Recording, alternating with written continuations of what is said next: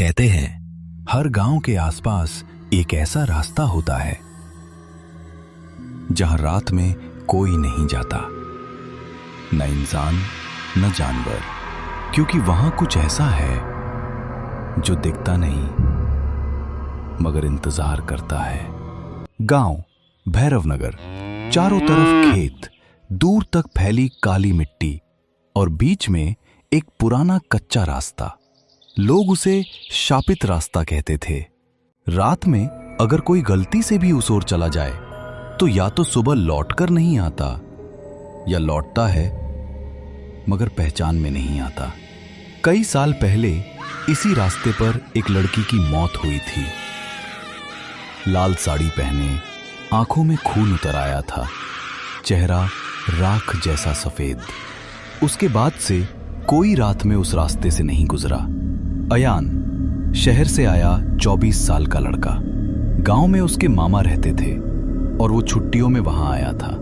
एक साहसी और निडर स्वभाव का युवक जिसे बचपन से ही भूतों की कहानियां बस हंसी का विषय लगती थी। उस रात गांव के चौराहे पर कुछ बुजुर्ग बैठे थे। हुक्का पीते हुए बातें चल रही थी। अयान, रात होने वाली है, घर चलो बेटा, वो रास्ता मत पकड़ना। मामा, आप लोग भी ना हर चीज में डर देख लेते हैं। अरे वो तो बस लोगों के दिमाग की बातें हैं। आजकल किस जमाने में जी रहे हैं?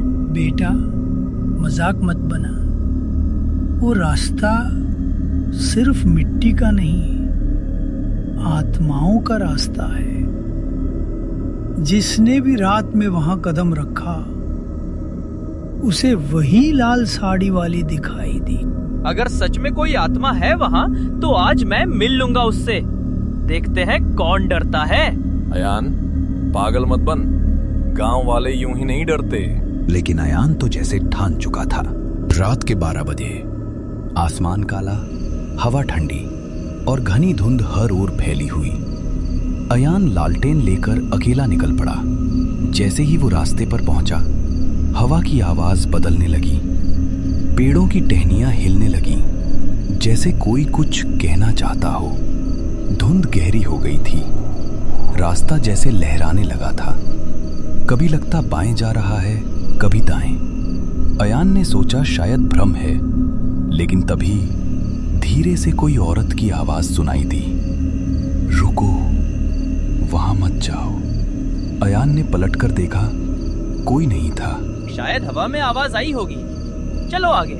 लेकिन जैसे जैसे वो आगे बढ़ा, झिंगूरों की आवाज तेज हो गई। उसने आंखें झपकाई, अब सिर्फ अंधेरा था। अयान ने मोबाइल निकाला, फ्लैशलाइट ऑन की।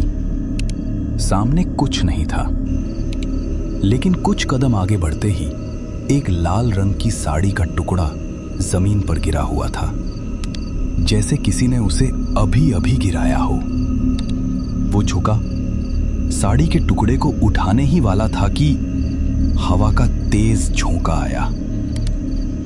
साड़ी का टुकड़ा जैसे खुद हवा में उठा और आगे बढ़ने लगा, जैसे कोई उसे उठाकर चल रहा हो, लेकिन शरीर दिख नहीं रहा था। अयान का दिल जोर जोर से धड़कने लगा। वो डरने के बावजूद साड़ी का पीछा करने लगा। कुछ दूर जाकर साड़ी एक पुराने बरगद के नीचे रुक गई। वहीं से एक औरत का साया दिखा, जो धीरे धीरे अयान के सामने आया। उसका चेहरा सफेद राख जैसा, आंखें पूरी लाल, और वो मुस्कुरा रही थी। तुम लौट क्यों नहीं गए? अयान का गला सूख गया। वो पीछे हटना चाहता था मगर उसके पैर जैसे जमीन में धंस गए थे। तुम कौन हो? जिसे सब भूल गए, जिसे इस रास्ते ने निगल लिया। अब ये रास्ता मेरा है और जो यहाँ आता है वो भी। अचानक उसका चेहरा विकृत हो गया, आंखें और लाल, मुंह से खून टपकने लगा। हवा का झोंका आया और सब कुछ गायब। अयान बेहोश होकर जमीन पर गिर पड़ा। सुबह गांव वालों ने शापित रास्ते के पास घर का लालटेन देखा।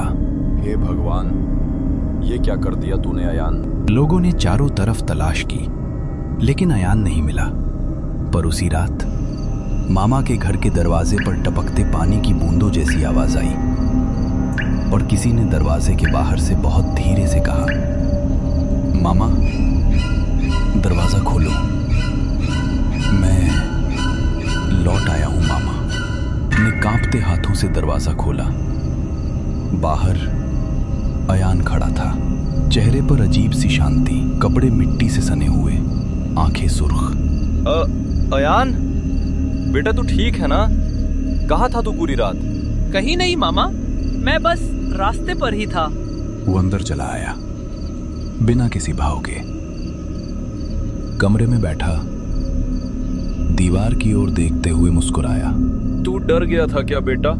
हम सब तुझे ढूंढ रहे थे। डर नहीं मामा, अब डर किससे हो जब वो साथ हो। मामा ठिठक गए। वो कौन? अयान का चेहरा धीरे धीरे छाया में डूब गया। उसकी मुस्कुराहट अब ठंडी और बेमानी लग रही थी। रात के समय मामा ने देखा अयान बरामदे में खड़ा था, दीवार की ओर देखता हुआ। वो किसी से बात कर रहा था, पर वहां कोई नहीं था। अयान किससे बात कर रहा है बेटा? वो वही जो रास्ते पर मिली थी, कहती है अब मैं उसका हिस्सा हूँ। मामा के रोंगटे खड़े हो गए। अचानक हवा का झोंका आया, दरवाजा जोर से बंद हुआ और कमरे में ठंडक फैल रही। दिया बुझ गया। अयान की आंखें अंधेरे में लाल चमक रही थी। धीरे धीरे वो दीवार की तरफ झुकने लगा और दीवार पर जैसे किसी की परछाई हिलने लगी। एक औरत की आकृति। तुम अब बच नहीं सकते।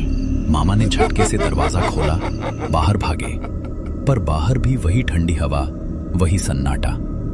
अगली सुबह मामा गांव के पुराने पुजारी के पास गए, पंडित देवकीनाथ। पंडित जी, वो लौट तो आया है, पर वो मेरा अयान नहीं है।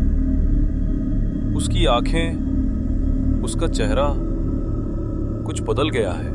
कब लौटा वो? कल रात, उसी शापित रास्ते से। पंडित जी ने आंखें मूंदी, धीरे से बोले, वो रास्ता आत्माओं का फेरा है। जो वहां मरता है उसकी आत्मा वहीं फंस जाती है, और जो वहां जीवित जाता है उसे एक आत्मा अपने साथ बांध लेती है। शरीर वही रहता है, आत्मा बदल जाती है। मामा के होश उड़ गए। मतलब वो अब मेरा अयान नहीं? शायद वो अब किसी और का माध्यम है। हमें उसकी आत्मा को मुक्त करना होगा। रात के 12 बजे पंडित जी, मामा और 2 ग्रामीण शापित रास्ते की ओर बढ़े। हवा ठंडी थी, पेड़ों से पत्तियां सरसराती थीं। बरगद का वही पेड़ सामने दिखा जहां से अयान गायब हुआ था। पंडित जी ने मंत्रोच्चार शुरू किया। हवन कुंड में लौ जल उठी, चारों ओर राख जैसी धुंध फैलने लगी। अचानक अयान पेड़ के पीछे से निकला, चेहरे पर शून्य भाव, आंखों में लाली। मामा, तुमने मुझे धोखा दिया। मैंने कहा था ना, वो अब मुझ में है। और तभी पेड़ के नीचे की मिट्टी फटने लगी। उस लाल साड़ी वाली औरत का चेहरा बाहर आया, आंखें खून से भरी, बाल हवा में उड़ते हुए। उसे जाने नहीं दूंगी, वो अब मेरा है। पंडित जी ने तेज आवाज में मंत्र पढ़ना शुरू किया। हवा तूफान बन गई। अयान जमीन पर गिर पड़ा, तड़पने लगा। मुझे बचा लो मामा, मैं अंदर हूँ, वो मुझसे खेल रही है। मामा रोने लगे। पंडित जी ने राख और गंगा जल फेंका और वही लाल साड़ी वाली आत्मा चीख उठी। उसकी आवाज आसमान फाड़ती हुई जंगल में गूंज उठी। धीरे धीरे अयान की सांसें थमने लगी। आत्मा धुएं में बदलकर गायब हो गई। सन्नाटा छा गया। मामा ने झुककर अयान को हिलाया। वो बेहोश पड़ा था। अयान उस रात के बाद 3 दिन तक बेहोश रहा। पंडित जी रोज उसके पास बैठकर मंत्र पढ़ते, गंगा जल छिड़कते। मामा की आंखें सूज चुकी थीं। तीसरे दिन अयान ने आंखें खोली। अयान, बेटा तू ठीक है? हाँ मामा, पर मुझे कुछ याद नहीं। पंडित जी ने राहत की सांस ली। शुक्र है भगवान का, आत्मा मुक्त हो गई। लेकिन मामा ने देखा अयान की कलाई पर लाल निशान बने थे, जैसे किसी ने कसकर पकड़ा हो, और उसके नाखूनों के नीचे मिट्टी भरी थी। अयान की नजर बार बार खिड़की की तरफ जाती, जहां से शापित रास्ता दिखता था। वो कुछ देर तक उसे देखता रहता और फिर धीरे धीरे मुस्कुरा देता। अयान अब सामान्य लग रहा था, पर गांव नहीं। रात में अचानक कुत्ते भौंकने लगते, किसी को दीवारों पर लाल साड़ी की झलक दिखती। बरगद के पेड़ के पास एक लड़की की हंसी सुनाई देने लगी। वो आत्मा तो गई नहीं लगती, कहते हैं वो अब किसी और के साथ लौट आई है। मामा चिंतित थे। एक रात उन्होंने देखा अयान खेतों की ओर जा रहा था, हाथ में लाल साड़ी का टुकड़ा था। मामा ने पीछे से पुकारा, अयान, कहाँ जा रहा है बेटा? वो बुला रही है। मामा कहती है अधूरा काम पूरा करना है। कौन बुला रही है अयान? वो जिसने मुझे लौटाया था। मामा के रोंगटे खड़े हो गए। उसकी आंखों में वही पुरानी लाली झलकने लगी थी। अगले दिन मामा भागते हुए पंडित जी के घर पहुंचे। पंडित जी, वो फिर वैसा ही हो रहा है।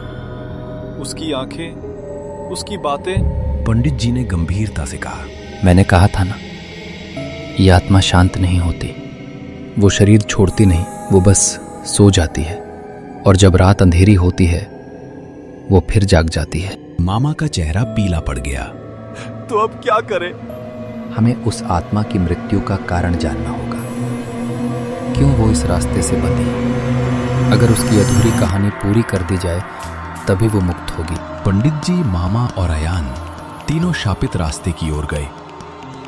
अयान चुप था, बस धीरे धीरे आगे बढ़ रहा था।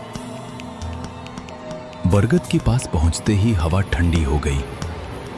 पंडित जी ने आंखें बंद करके मंत्र पढ़े। अचानक अयान की आवाज बदल गई। तुम मुझे फिर जगाने आए हो? मामा पीछे हट गए। अयान की आंखें अब पूरी लाल थीं। कौन हो तुम? अपना सच बताओ। मेरा नाम राधिका है। इस गांव के ठाकुर ने मुझे धोखा दिया था। मेरी लाश इसी रास्ते पर फेंकी गई। मेरी लाल साड़ी, मेरा खून इसी मिट्टी में मिल गया। अब तक किसी ने मेरी आत्मा को शांति नहीं दी। अयान का शरीर कांपने लगा। पंडित जी ने जमीन पर हाथ रखकर मंत्रोच्चार किया। हे देवी, तुम्हें मोक्ष मिले, पीरा अन्याय समाप्त हो, अब इस देह को छोड़ दो। अचानक बिजली कड़की, बरगद की शाखाएं हिलने लगी। अयान जमीन पर गिर पड़ा।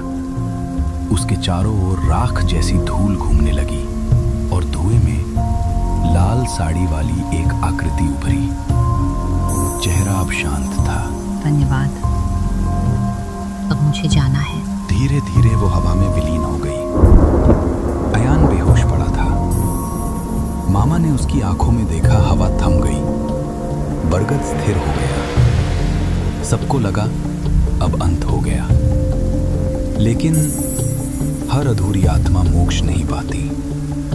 कुछ बस अगले शिकार का इंतजार करती है।